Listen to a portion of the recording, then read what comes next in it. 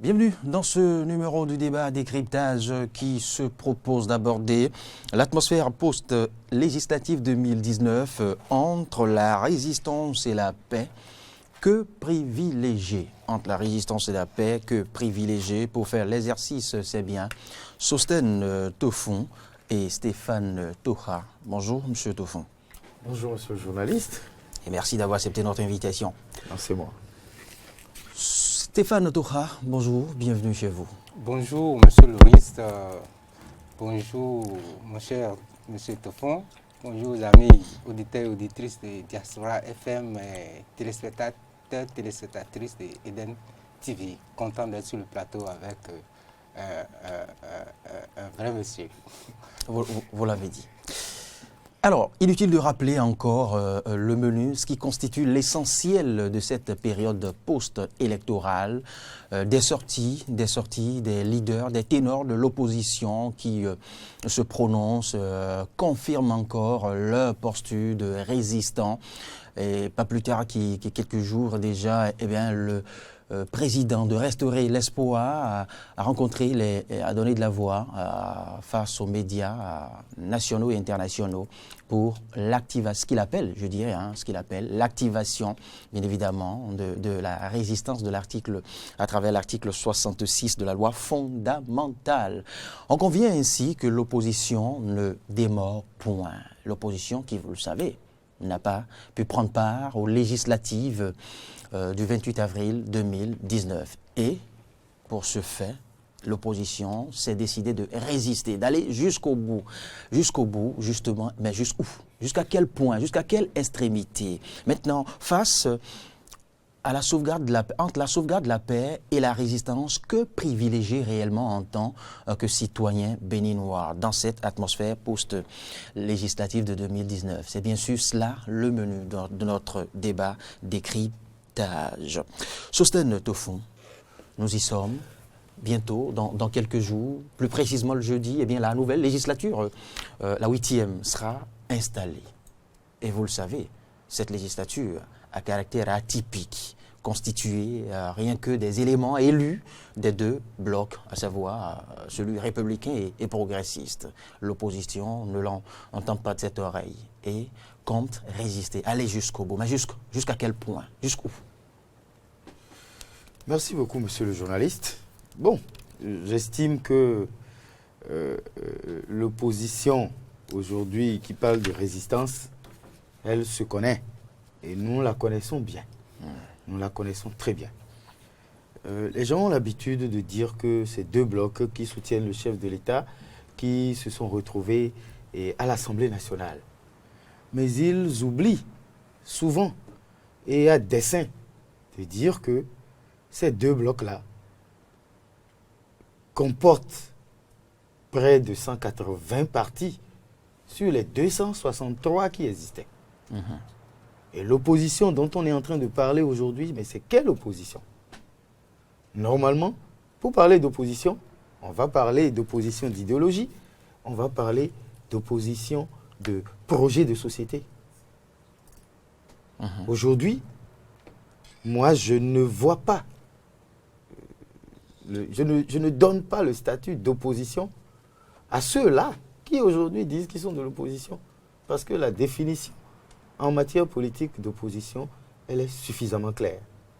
Mais aller à la résistance, tels qu'ils le disent, qu'ils aillent à la résistance, et qu'ils aillent à la résistance en respectant les règles, en respectant les tests de notre pays. Autrement, la Constitution du 11 décembre 1990 donne le droit au gouvernement de faire respecter l'ordre. Activation de l'article 66 a dit le président de Restaurer l'Espoir, Candide Azanaï, et comment, justement, vous l'avez bien demandé. Mais avant, Stéphane Toha, jusqu'où ira l'opposition? Merci, monsieur Loris, et merci pour le thème, parce que c'est un thème qui nous rappelle à nos devoirs. Nous sommes dans un pays que nous qualifions et nous continuons de qualifier d'un pays de paix, qui a des règles un pays ne se gère pas dans un chaos. Un pays se gère avec des règles unanimement adoptées, des principes unanimement acceptés. Oui, l'opposition a le droit et le devoir de se manifester, de dire son mécontentement, mais cela devrait être fait suivant encore les principes qui nous gouvernent.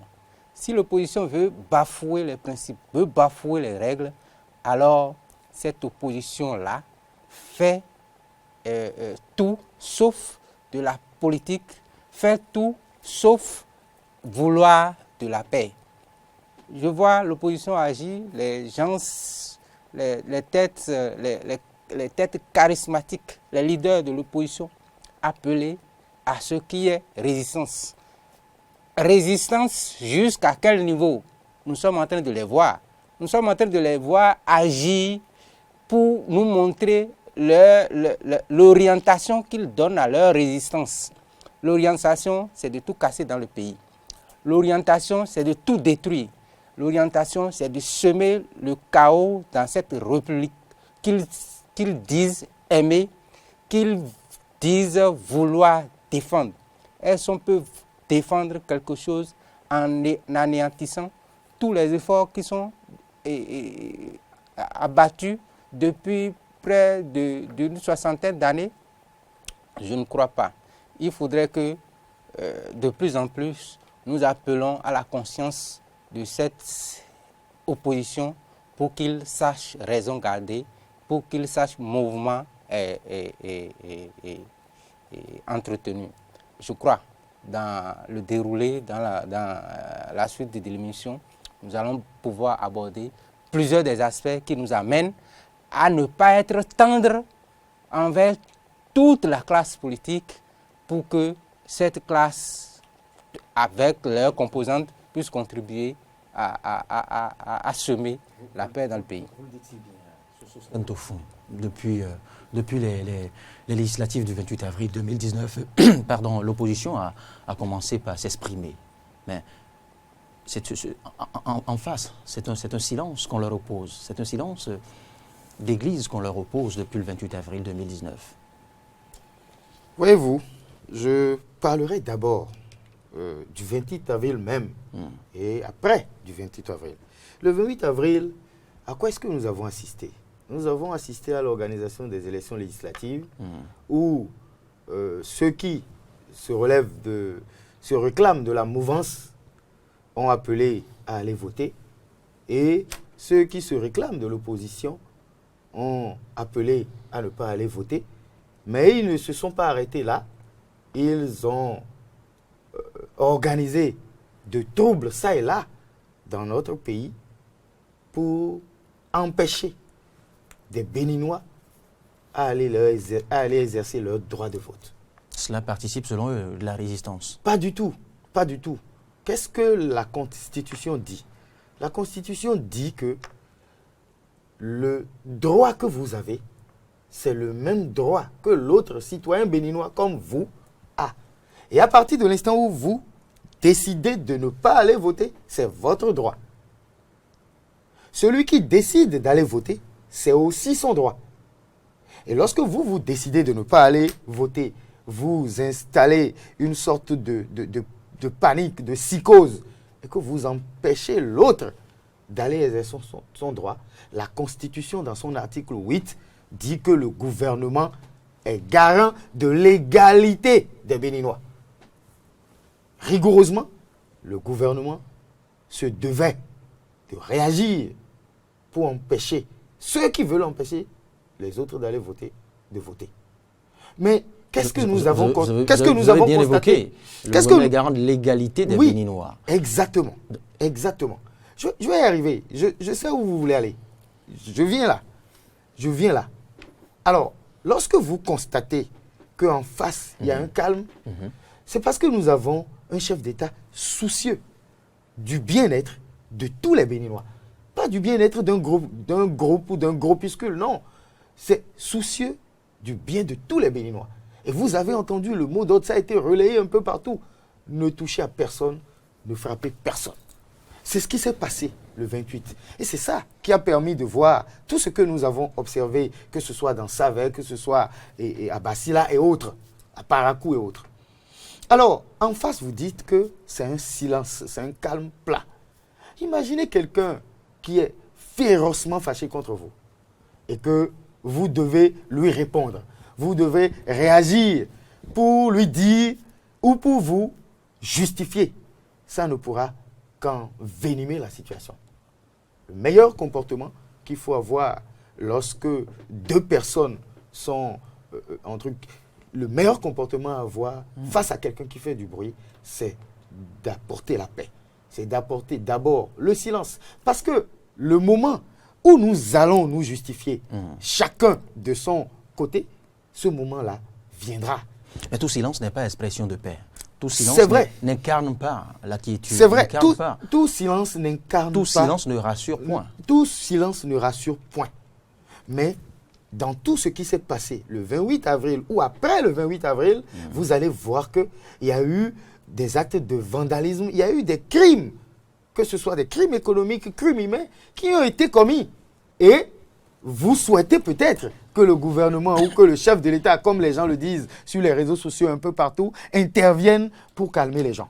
Mais dans ces conditions-là, le chef de l'État ne peut pas intervenir sans dire ce qui s'est véritablement passé. Et pour pouvoir le dire, pour pouvoir apaiser les gens, il faut préalablement que les officiers de police judiciaire fassent leur travail, que les magistrats fassent leur travail et que la substance soit servie au peuple béninois et que, bon, ensuite, on appelle au calme, on appelle à l'apaisement. Vous n'allez pas dire, par exemple, que le chef de l'État a une baguette magique pour venir dire aux propriétaires de la structure, les bagnoles, de se calmer. Bon, on a brûlé tes affaires, calme-toi. Non.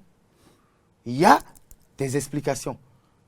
Il y a des comptes à rendre. Ceux qui ont vandalisé doivent rendre des comptes. Ceux pour qui on a vandalisé, on doit leur rendre des comptes. Voilà un peu ce qui doit se passer. Nous sommes habitués au sensationnel au Bénin.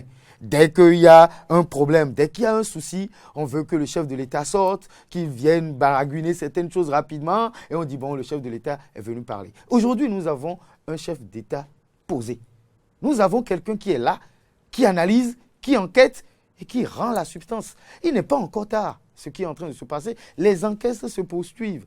Et donc, le chef de l'État finira par sortir de son mutisme et d'une belle manière.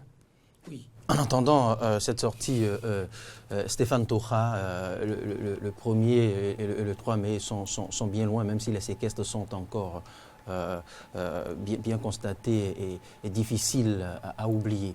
Alors, dites-moi, l'opposition, je l'ai précisé au départ, reste ferme et insiste qu'elle ira jusqu'au bout. Pour l'opposition, il n'est pas question d'opter, d'aller à l'investiture des nouveaux représentants du peuple. Que dire à ces leaders qui, vous le savez, ont une part de raison de s'exprimer parce qu'exclus de ces législatives de 2019? Monsieur Loris, il faudrait que nous nous entendions d'abord sur ce qui s'est passé par rapport aux législatives. Et ce n'est pas au jour des législatives là qu'il faut brandir ou bien renforcer ses muscles, croyant tout, ou pensant tout détruire. Bien avant. On va plus rappeler le processus. Non, mais si on ne rappelle pas, la façon le dernier des Béninois la façon que tout le monde et surtout les gens qui sont de l'extérieur reprennent le thème exclusion là. Cette façon, il faudrait quand même qu'on le reprécise. Personne n'a exclu personne dans ce pays. Vous avez haute sémantique à non, on ne les a pas exclus là. Non, exclus, c'est tout comme si, bon, ils ont le droit, ils ont rempli les conditions, et puis on les a systématiquement empêchés. Très bien. Stéphane Tocha, donc, si la sémantique du concept exclusion vous semble trop forte, ils n'ont pas pu. On peut l'édulcorer un tout petit peu. ils n'ont pas pu se qualifier pour participer aux élections. Tout compte fait, l'opposition n'y était pas. De leur propre chef. Cela n'engage que vous. On a suivi le processus. Cela n'engage que vous. C'est pour amener... Ce qui est très important pour moi ici, c'est la lecture des comportements. On va y aller, puisque c'est ça, cette posture, leur posture se dessine par rapport à ceux qui se disent qu'ils sont exclus et involontairement. Qui sont exclus peut-être par l'opposition n'a pu être qualifiée. Le chef-d'œuvre de quelqu'un d'autre, alors qu'ils ont été responsables de leur propre malheur. Et l'occasion leur est donnée aussi de se racheter et ils n'ont pas pu se racheter. En fait, les gens aiment toujours la politique de détour. Je n'aurais pas voulu qu'on ravive la polémique, du processus qui a conduit aux législatives. Nous n'allons pas aussi... Le débat s'inscrit dans l'après-législative. Voilà, donc restons dans l'après-législative. Voilà. Et en tant que démocrate, et si ces gens-là se disent démocrates, ils doivent pouvoir se laisser au principe de droit. Ils n'ont pas pu respecter les conditions, ils ne sont pas passés. La vie ne s'arrête pas à là, puisqu'il y a d'autres échéances, il y a d'autres... l'État continue. Et ils sont toujours des citoyens. Si des compétitions politiques reviennent, ils sont toujours là pour compétir, pourvu qu'ils remplissent les conditions. Maintenant, personne ne va faire le truc là, aider, parce que l'opposition n'a pas pu là. On va les aider à bafouer le droit, à bafouer les tests pour qu'ils se représentent. Ça, ce n'est pas du droit et ce n'est pas démocratique. Ceci étant, ils ont appelé à manifester. Les gens ne les ont pas suivis dans la localité où ils ont appelé. Ils sont obligés d'aller déporter d'autres pour venir saccager leur quartier. Ça là aussi, on le sait. Maintenant qu'ils ont commis le forfait et qu'ils continuent de dire nous n'allons pas, ils ne vont pas. C'est leur droit. Mais qu'ils fassent tout pour enlever la violence dans toutes leurs demandes. Parce que c'est ce qui est condamnable, ça. Ils peuvent appeler, je ne sais pas, la communauté internationale, tout à leur secours. Que les règles soient respectées. Nous sommes d'accord. Maintenant, saccager le peu que nous avons, qu'on s'échine à construire, c'est là où nous n'allons pas les entretenir. Nous n'allons pas. Et cela pose le problème du type ou du mode de résistance. Exactement. Le type et le mode de résistance revient toujours à la tête qui indique. Ça participe aussi, ça appelle aussi à comprendre le comportement, l'éducation de ceux-là qui prennent la tête de ces résistants, de cette résistance-là. Si la personne est éduquée sur les principes démocratiques, je crois qu'elle ne va pas appeler à saccager. Maintenant, si la personne se dit, bon, comme les revenants, je viens, je gâte le coin, je rentre chez moi, alors là, nous allons participer à encore plus de dégâts. Sauf que ceux qui sont là pour nous gouverner, ceux-là sont informés des choses et je crois et je suis certain qu'ils ne se laisseront plus faire comme ils avaient eu l'information et n'ont pas agi pour voir le dégât, les conséquences. Le moment n'est pas à une guerre froide. Vous le savez. Le moment n'est pas à une guerre froide. Le moment est plutôt à la canalisation des ardeurs. Le moment est plutôt au règlement des instincts, des comportements extrêmes et autres. Monsieur le journaliste, ceux qui s'agitent, est-ce qu'ils sont les seuls à ne pas participer aux élections? La réponse, c'est non. Ils ne sont pas les seuls. Après les élections, ils constituent la grosse part des non, exclus. Pas vrai. Oui. Pas vrai. Même s'il y a des partis de la mouvance aussi. Oui. Il y a plus de 3 partis de la mouvance qui sont aussi exclus. UDBN, Moël et autres. Oui. Maintenant, pourquoi les leaders de ces partis-là appellent à l'apaisement? Pourquoi les leaders de ces partis-là appellent plutôt à un consensus, à une gestion consensuelle pour le développement du pays? Parce que ces leaders-là sont conscients que le jeu politique ne s'arrête pas à cette seule élection, même si c'est une élection déterminante dans notre processus actuellement. Par conséquent, il faudrait qu'on condamne ceux qui appellent la violence dans la gestion politique. En fait, c'est ça. On peut ne pas être d'accord. On peut s'opposer aux méthodes de gouvernance actuelle. Mais appeler la violence, c'est ça qu'on doit condamner. Il ne faudrait pas que nous gardions les mots et commencer par entretenir une paix floue. Et la paix, là, n'est pas un absolu. La paix, là où il y a la paix, il y a toujours de conflits. Et nous en appelons à chacun de revoir les positions pour que dans le dialogue, les choses puissent être réglées. Et un dialogue, on ne peut pas forcer pour dire que c'est aujourd'hui qu'il faut régler forcément. Non.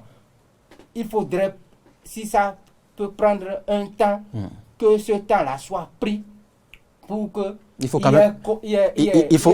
quand même ouvrir ce dialogue dont vous parlez. Le dialogue est toujours ouvert. Non entamé. Non entamé. Et si on compromet les personnes, les personnalités qui doivent peut-être, en cette situation que nous vivons, en cette période que nous traversons, si on doit corrompre toutes ces personnalités, voilà ce que ça donne. Très bien.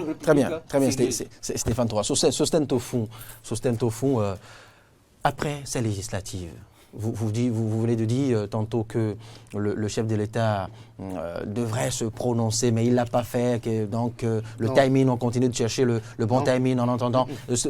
Sostento fond, je voulais vous demander, en tant que bon mouvancier, bon teint, pur jus, ne pensez-vous pas quand même qu'il faille ouvrir à temps ce dialogue, écouter, prendre langue avec les leaders de l'opposition pour instaurer cette paix?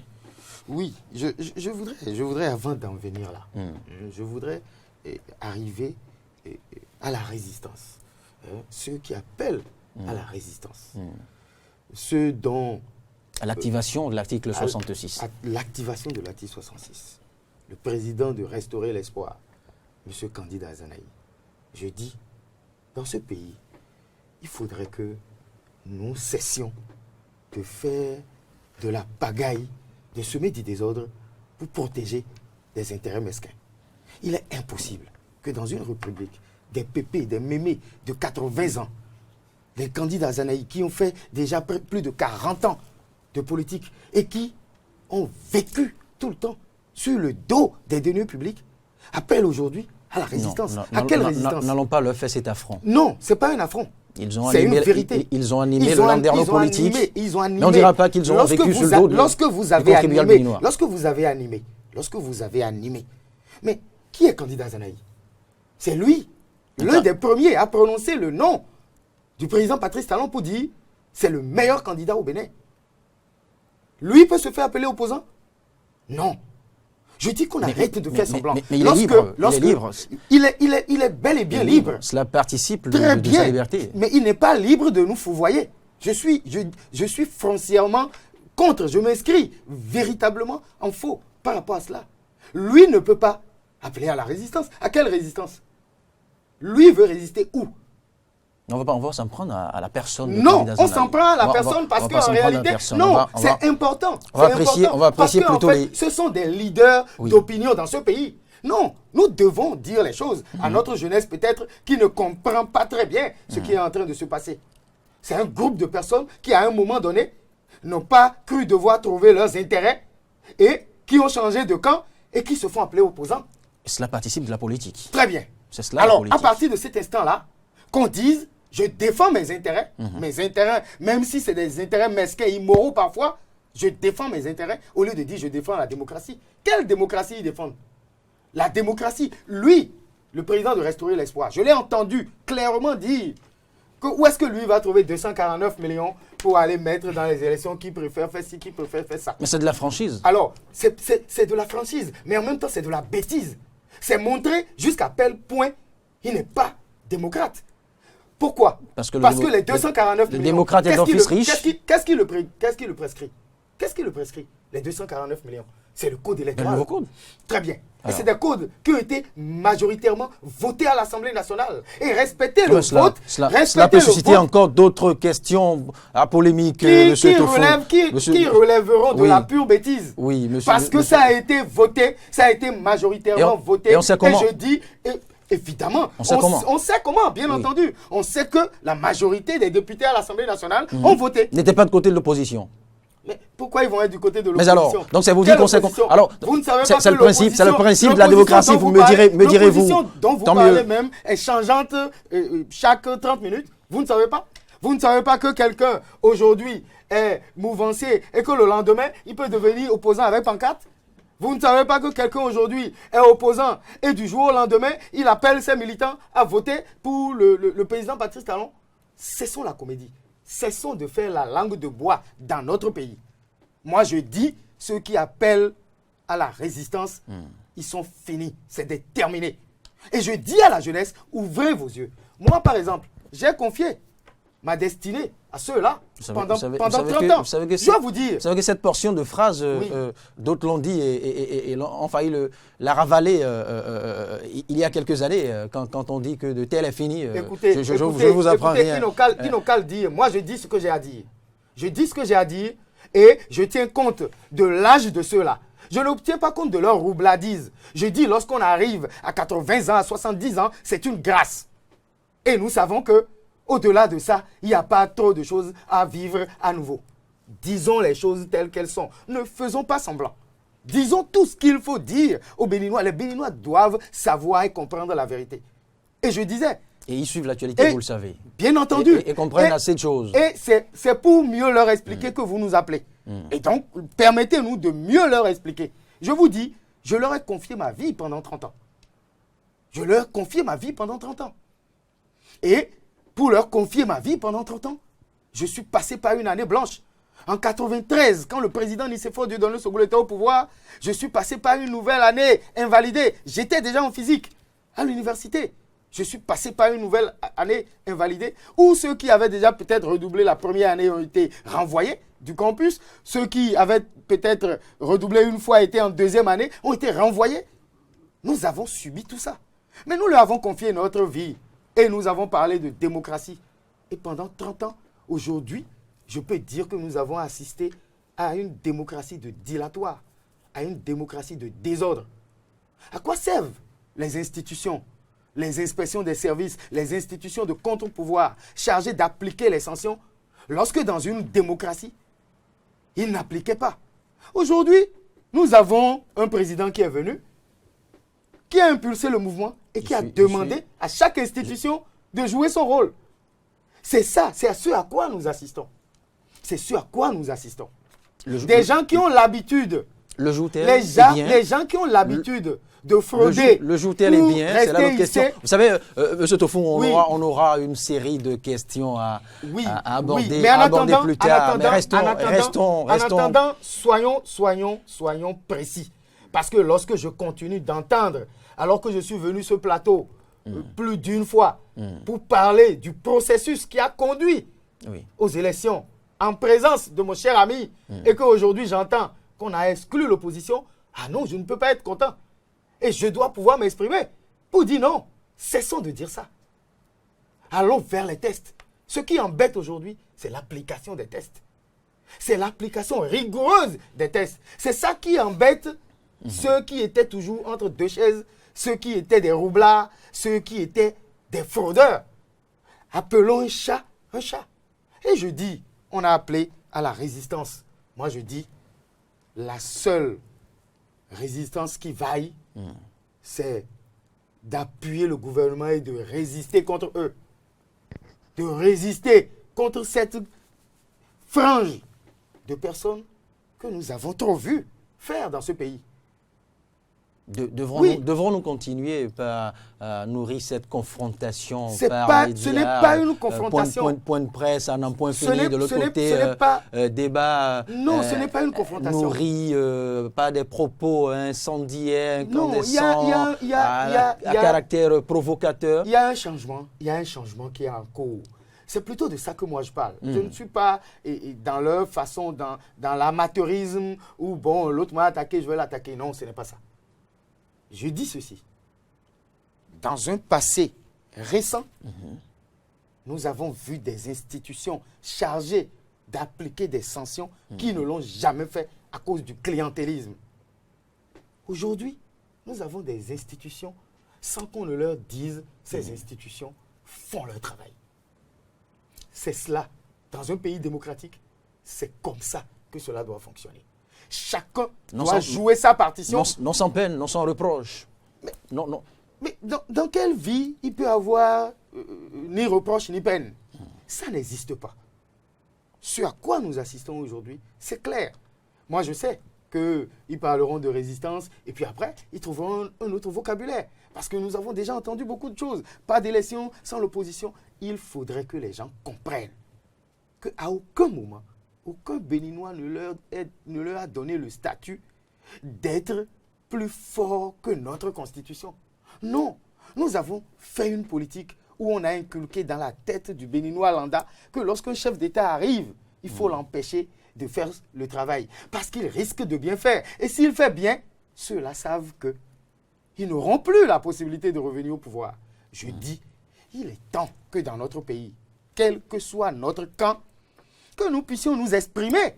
Je n'ai pas entendu ceux qui appellent à la résistance applaudir pour dire que le chef de l'État a mis en place Maria Gleta 120 MW et qui va permettre au peuple béninois. Ça n'est pas leur rôle. Mais c'est bien leur rôle en tant que Béninois.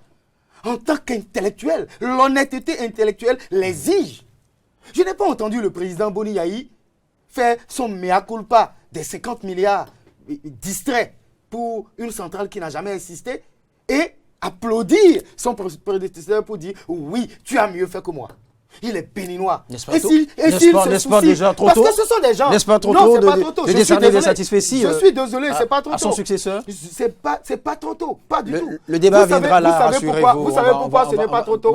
Parce que ces gens-là, qu'est-ce qu'ils ont l'habitude de dire? On aura le temps des bilans. Ils ont l'habitude de dire, je défends le peuple. Quelqu'un qui défend le peuple donne de l'eau potable au peuple. Et c'est ce que le président Patrice Talon fait. Le verbiage, les vocabulaires inutiles, nous n'en avons plus besoin. La démocratie du dilatoire, c'est terminé. Nous voulons le peuple, vous le savez, n'exprime que ce seul besoin, qu'on le défende, qu'on porte ses idéaux. Et le peuple le voit très bien. Vous ne pouvez même pas imaginer. S'il n'avait pas installé une psychose, appelé des gens pour tirer à je ne sais quelle balle sur les populations, mais vous croyez... Les populations se seraient sorties massivement. On ne va pas nourrir plus de polémiques que ça. J'ai dit qu'on Ce n'est pas de la polémique, on aura beaucoup d'autres tribunes pour aborder des pans de Je suis déjà très heureux que vous m'ayez donné cette tribune aujourd'hui. C'est notre devoir de vous offrir la tribune pour éclairer justement la population, M. Tofun. Mais maintenant, revenons encore une fois à notre... loin des bilans, loin des querelles politiques, loin des querelles interchapelles politiques et revenons à la paix. Oui. Revenons maintenant à l'interrogation principale. Oui. Entre la résistance et la paix, que privilégier? C'est plus important que tout maintenant. À 72 heures de l'investiture. Je vais vous dire. À cette question, il y a une réponse simple. Oui. Lorsqu'on est béninois et qu'on aime son pays, nous sommes contraints à la paix. Nous sommes contraints à la paix. Et quoi qu'on dise, le béninois qui ne veut pas la paix et qui préfère prendre ses valises et d'étaler de son pays n'existe pas. Le béninois est extraordinairement intelligent par rapport à ça pour céder à une situation qui sera facile à gérer aux instigateurs. Je veux parodier plutôt pour me refuser de citer l'autre adage qui dit, qui prépare, je dirais plutôt, qui veut la paix, prépare la paix, justement. Mais là, préparons-nous vraiment la paix? Oui, puisque nous continuons de vivre ensemble, nous allons finir par trouver un bout pour commencer par véritablement engager un dialogue honnête et franc. Il est écrit dans le préambule, je crois, de l'UNESCO que c'est dans la tête des hommes que naissent la guerre et que c'est dans cette même tête-là qu'il faut inculquer les défenses de la paix. Pour dire quoi? Lorsque les gens sortent pour crier, reconnaissons-leur déjà ce droit de s'exprimer. D'exprimer leur frustration. Voilà, puisque sans qu'ils n'expriment, tant qu'ils ne s'extériorisent pas, on ne saura pas ce qui cloche et ce qui n'accepte pas. Lorsqu'on leur reconnaît ce droit-là, il faudrait qu'on les appelle aussi à respecter des principes que nous nous sommes ensemble donnés. Il leur faut aussi une réponse. Mais là, ils ne peuvent pas exiger une réponse. Ils expriment, ils extériorisent leurs besoins, leurs frustrations. Et ceux qui doivent leur répondre prennent le temps et les moyens pour pouvoir les appeler et engager véritablement. Vous avez dit le temps et non tout le temps. Alors, mais il est dit que vite n'est pas vite. Pour dire quoi? Ce n'est pas parce qu'ils se sont exprimés que précipitamment les gens vont se jeter sur leurs demandes et apporter une fausse solution.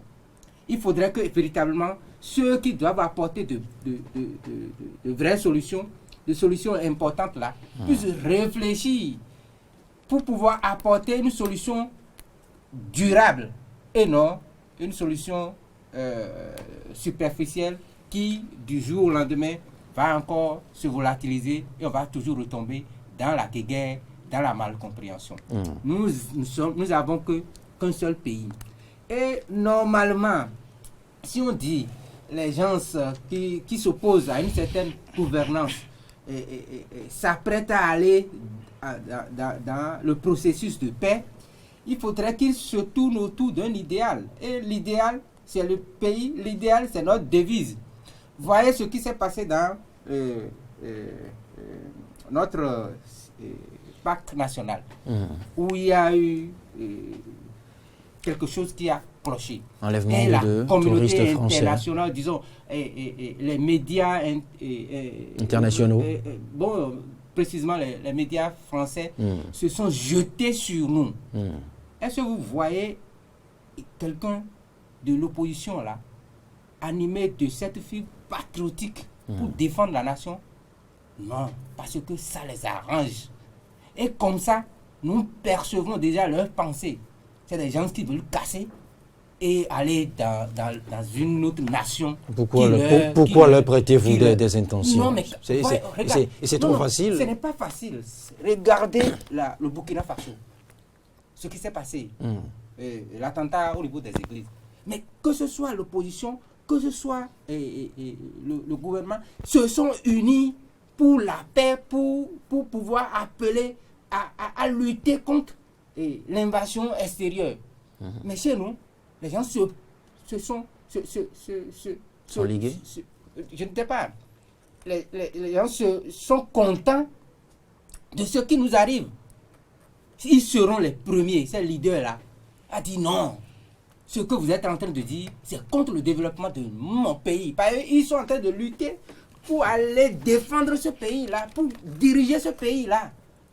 C'est à eux, premièrement, puisqu'ils appellent tout le monde là à la violence, puisqu'ils appellent les gens à résister, c'est à eux d'aller dire non. Si vous faites ça, la lutte que je mène pour diriger ce pays-là, cette lutte ne va pas prospérer. Et ils vont défendre. Mais ils sont là. Rien, silence de cap. Et leur souci, c'est la politique politicienne. Leur souci, c'est l'Assemblée nationale. On en déduit simplement qu'ils luttent pour des intérêts personnels, des intérêts égoïstes et qui n'a rien à voir avec le pays, qui n'a rien à voir avec les intérêts du peuple. Je vous crois les avoir suivis à chaque sortie. Je les suis. Ils luttent, disent-ils, pour la démocratie. Mais vous avez dit disent-ils. Mais au fond, est-ce qu'ils luttent franchement pour la démocratie?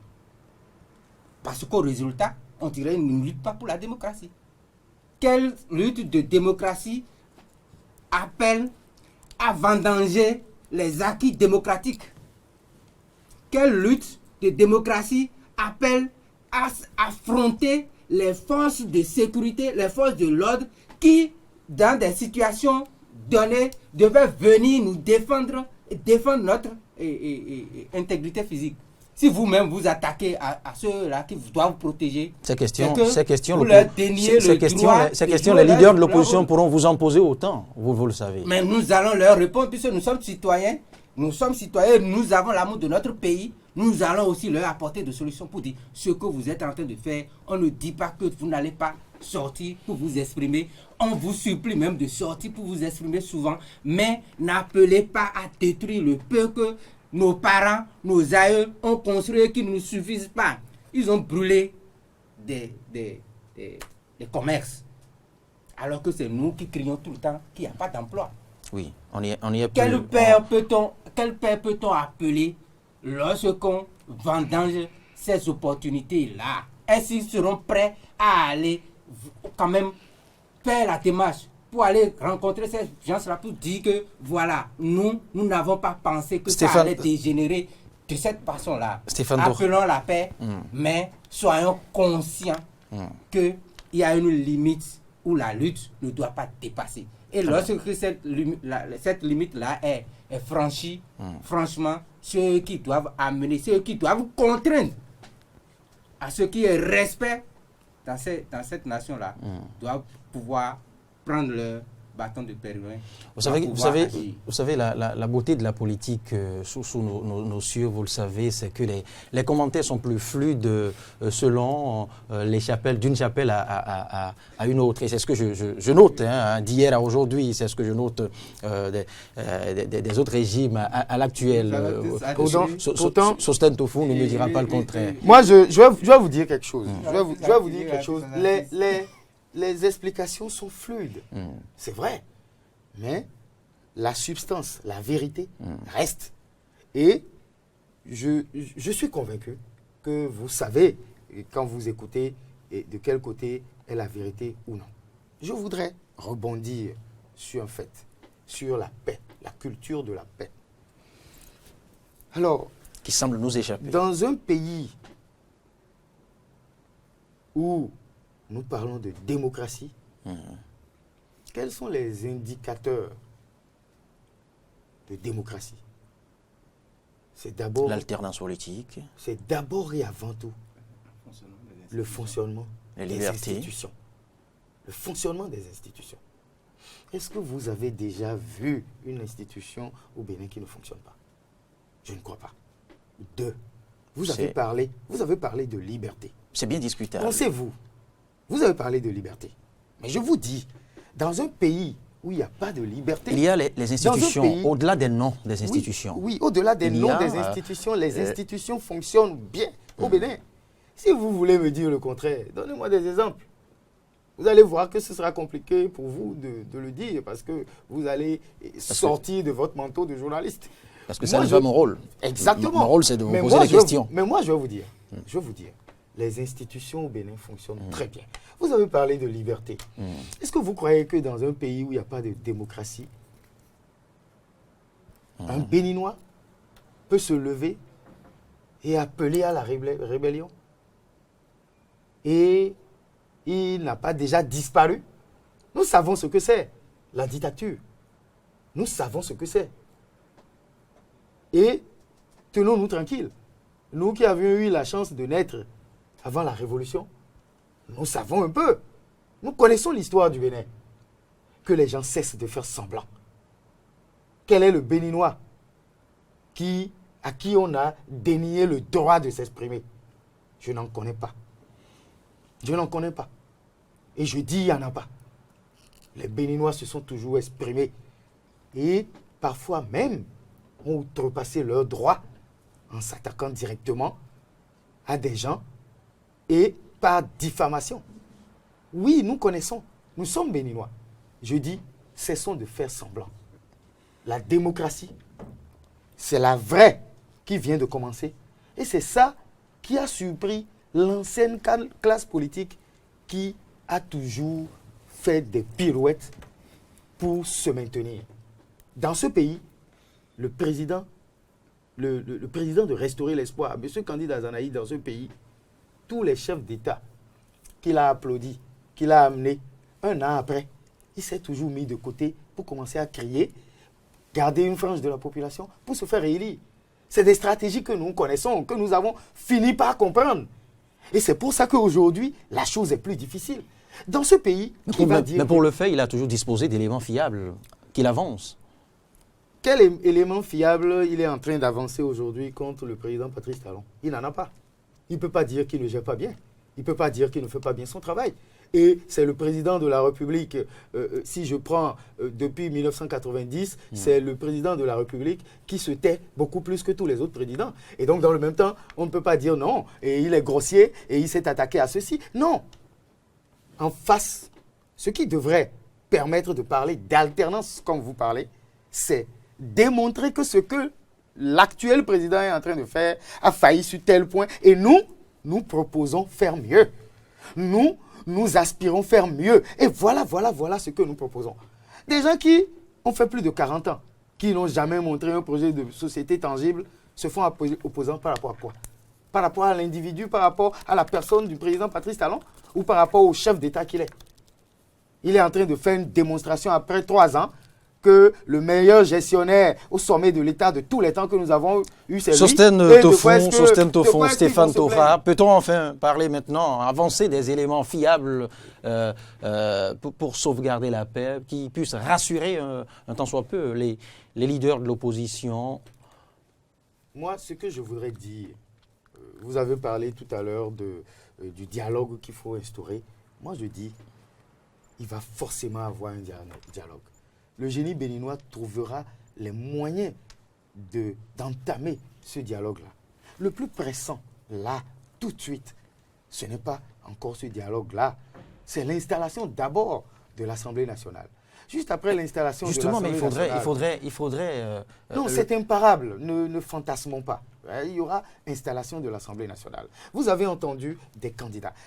J'ai l'habitude de dire, il y a une dame au Bénin ici. Oui. Il y a une dame au Bénin ici. Une dame extraordinaire. Qui, à contrario des autres, ne réfléchit pas avec le pied. Je veux parler de l'honorable Claudine Prédencio. Elle avait déjà dit depuis fort longtemps, ce que nous avons à faire, c'est de nous retrouver. C'est de discuter pour bâtir l'avenir. Mais discutons-nous maintenant. C'est là le problème. Voilà. Si vous estimez, si l'opposition estime qu'elle est l'instance là qui doit lancer les discussions, qu'elle lance les discussions. Mais pour le moment, il y a mieux à gérer. Il y a mieux à gérer dans les jours qui viennent. Oui, l'investiture est un fait. L'investiture se tiendra le jeudi. On fera l'investiture. Maintenant. Après l'investiture, les gens vont se retrouver. Et ils vont discuter. Parce que, tenons-nous tranquilles. Moi, ça, plus rien ne m'étonne. Lorsque je vois rentrer... Lorsque je vois le chef... Non, ce n'est pas ça. Ce n'est pas ça du tout. Je dis ce qui est à faire en urgence. Donc la fracture peut s'ancrer davantage, peut se prononcer davantage.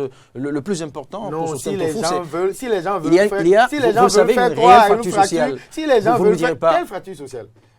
C'est pas parce que certains qui défendent ce que nous savons sont en train de crier que bon, il y a fracture sociale. Non, arrêtons de faire semblant. Nous avons vu. C'est pas non plus parce que vous faites l'insiste contraire qu'il faille ne pas penser qu'il n'y a pas malaise. Vous n'avez pas vu que le tout-puissant président Nicéphore Dieudonné Soglo et le deuxième surpuissant président Boni Yayi ont tellement recherché la foule qu'ils sont allés au marché d'Antopa. Mais vous croyez que avant c'était comme ça que ça se passait? Non, ils ont tellement recherché la foule avec lanterne qu'ils ont été obligés d'aller chercher la foule au marché d'Antopa. Ça veut tout dire. Ça témoigne de comment est-ce qu'ils sont suivis aujourd'hui et de comment est-ce qu'ils sont rejetés. Sostène Tofon, vous le savez mieux que moi, Kadiérou n'est pas un pas du marché Topa et pourtant il y a eu de monde. C'est pour vous dire que ça n'est peut-être pas l'objectif quand ils étaient au marché. Ils avaient un message à passer, ils avaient la désobéissance civile à enclencher. Pas du tout alors. Sostène Tofon, merci. Stéphane Dora, je vous laisse réagir rapidement. Non, par rapport à la culture véritablement de la paix. Oui. Le plus important maintenant. Non, mais au fait, c'est le plus attendu maintenant. Or, pour que cette paix soit acceptée par tous, il faudrait que d'abord nous ayons une culture permanente de paix. Avoir une culture permanente de paix, c'est de créer des espaces, des institutions qui forment pour la paix. Pourquoi pas des universités comme l'ONU, je ne sais pas, l'UNESCO, ils ont créé des universités qui ne dispensent que des formations sur la paix. Je veux parler de UNIPAS, de je ne sais pas, UPIS. Voilà, c'est des cadres qui donnent des formations, qui inculquent des notions sur ce qu'est l'idéal par rapport à l'atteinte de la paix. Or, nous convenons que la paix, ce n'est pas un niveau où il faut aller, ce n'est pas un indicateur qui a une quantification et lorsque vous atteignez cette quantification-là, vous êtes dans la paix. Non, c'est une culture qui se construit, qui se fait au jour le jour par un processus bien connu qui est le dialogue. Et un dialogue un dialogue permanent qui dure et qui ne fait que durer dans le temps. C'est appeler ces leaders de gauche comme de droite, opposants comme avancés, à s'écouter. Même si on sait que l'instant actuel, les choses paraissent aussi tendues, on ne sait pas ce qui se passe en sourdine. On ne sait pas ce qui se passe en sourdine. Peut-être il y a des émissaires qui prennent des contacts. On en saura davantage lorsque la réalité de cette instance-là, pour discussion-là, va se faire constater. La paix aussi, certaines ONG se sont déjà lancées dans l'apaisement des cœurs, dans l'apaisement au sein de notre population. Je vois l'ONG Malechosu qui déjà sur le terrain est en train de travailler. Je vois les rois qui se réunissent pour appeler déjà les différents clergés à la paix. Je vois enfin finalement le clergé qui a adopté le truc là, la mesure pour amener tout le monde le clergé qui a proposé depuis très longtemps sa médiation, bon, qui en a appelé à la paix, c'est vrai. Vous avez vu ce que moi j'ai utilisé, il a dit finalement, puisque en réalité... Le clergé l'a fait très tôt, bien avant l'élection, le clergé a monté au créneau après les législatives aussi. Enfin, je parle du clergé catholique et les autres clergés maintenant. Vous n'allez pas m'empêcher d'aller au bout. Lorsque nous sommes dans une posture de rendre service à la population, de jouer le rôle je ne sais pas, de pasteur de l'église, lorsqu'il des choses se précisent, on appelle tout le monde, puisque nous sommes tous peut-être, nous avons tous la même foi et nous partageons peut-être les mêmes églises. C'est des gens qui sont à mieux d'appeler les gens, les protagonistes à s'entendre. Mais à prendre position, à faire un semblant de position par rapport à certains. Stéphane Dora, ce débat décryptage est terminé pour ce jour. C'est plutôt un comportement et nous avons vu une autorité, l'honorable Prudencio, qui a su poser des pas pour donner à l'opinion. Qui a une longueur d'avance sur tout ce qui se passe, sur tout ce que nous vivons maintenant. Qui a anticipé elle est restée sur cette crise. Elle est restée sage. Elle sait prendre la parole en public, elle sait donner des indications, elle sait appeler à la paix. Et là, c'est de cette posture d'hommes politiques, d'hommes et femmes politiques dont on a besoin. On n'a pas besoin des va-t-en-guerre qui coûte et coûte veulent avoir une position et veulent s'afficher. Ça n'encourage pas et ça ne permet pas à d'autres de vous tendre la main. Que les gens se mettent de l'eau dans leur vin. Si je veux... On n'a pas besoin de battre-en-guerre, vous le dites, dans un camp comme dans l'autre, justement. C'est une précision importante. Pour finir maintenant, Sostène Tofon, pour finir. Moi, je m'en voudrais de ne pas parler du conseil scientifique dont on a eu vent sur les réseaux sociaux et qui ont envoyé un test. Bon, j'ai pris cela avec des pincettes, mais je refusé d'en parler. Parce que je voulais y consacrer toute autre tribune. J'ai pris ça avec des pincettes, mais je me dis, faisons en sorte à chaque fois de ne pas jeter de pavés dans la mare. Faisons en sorte de ne pas jeter de pavés dans la mare lorsqu'on a choisi au départ de ne pas s'impliquer. Lorsqu'on a choisi au départ de ne pas s'impliquer. Moi, je me dis, de ces genres de comportements vont créer beaucoup plus mieux vaut tard que jamais, dit-on, même s'il faille s'impliquer à quelques moments que ce soit pour apporter sa pierre à l'édification. Parfois, lorsqu'on veut bien faire, que c'est tard, ça devient vraiment quelque chose de catastrophique et il vaudrait encore mieux s'abstenir. Enfin, parce que le conseil scientifique n'est pas allé dans le sens que vous voulez peut-être. Ce n'est pas ça du tout, mais le conseil scientifique aurait pu s'impliquer dès le début, durant la crise préélectorale. C'est pas le conseil politique. Merci, monsieur Tofon. Non, je n'ai pas fini. Mon mot de fin maintenant. Mon mot de fin. C'est important que je dise mon mot de fin. Mon mot de fin, c'est d'appeler toute la classe politique à remettre la balle à terre, à se retrouver en béninois et à aller dans des discussions franches où, lorsqu'on est d'un côté ou d'un autre, nous devons nous entendre sur un minimum de développement pour notre pays. Je vous remercie. Merci, monsieur Tofon. Stéphane Tora demande encore quelques secondes encore. Deux. Oui. Non, c'est pour rebondir un peu, pour dire que... On ne va plus rebondir, on va conclure. Non, c'est pas aller... C'est dans la conclusion. Et nous allons nous entendre, ce qui est certain, parce que les opportunités que nous avons de la sous-région, que ce soit la CEDEAO, l'UEMOA, l'Union africaine, l'ONU, ces opportunités-là, on les a déjà vendangées par notre intention d'avoir toujours raison. Donc on a déjà vendangé ces opportunités. Il nous revient alors de nous entendre, puisque l'extérieur ne peut plus nous aider, puisqu'il n'y a plus de postures qui peuvent nous réunir, alors qu'il y a eu le truc là. L'extérieur peut, mais on n'a pas permis à l'extérieur de le faire. Donc il nous revient de le faire, vous voulez dire, nous voilà, donc, à l'interne. À l'interne. Donc qu'il y ait ce courage de brave pour que, comme l'a dit le professeur Albert Tegot, je dirais, en passant le communiqué de la conférence nationale, pour qu'on se relève bravement, ensanglanté, mais définitivement debout.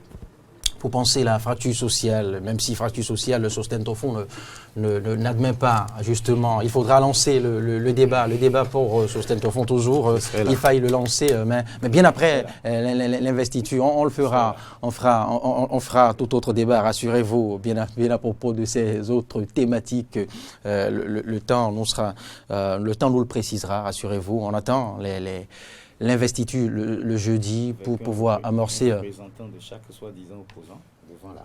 Rassurez-vous, n'en manquons pas, Merci, bon retour Sostène Tofon, bon retour à vous Stéphane Tora, merci pour votre disponibilité.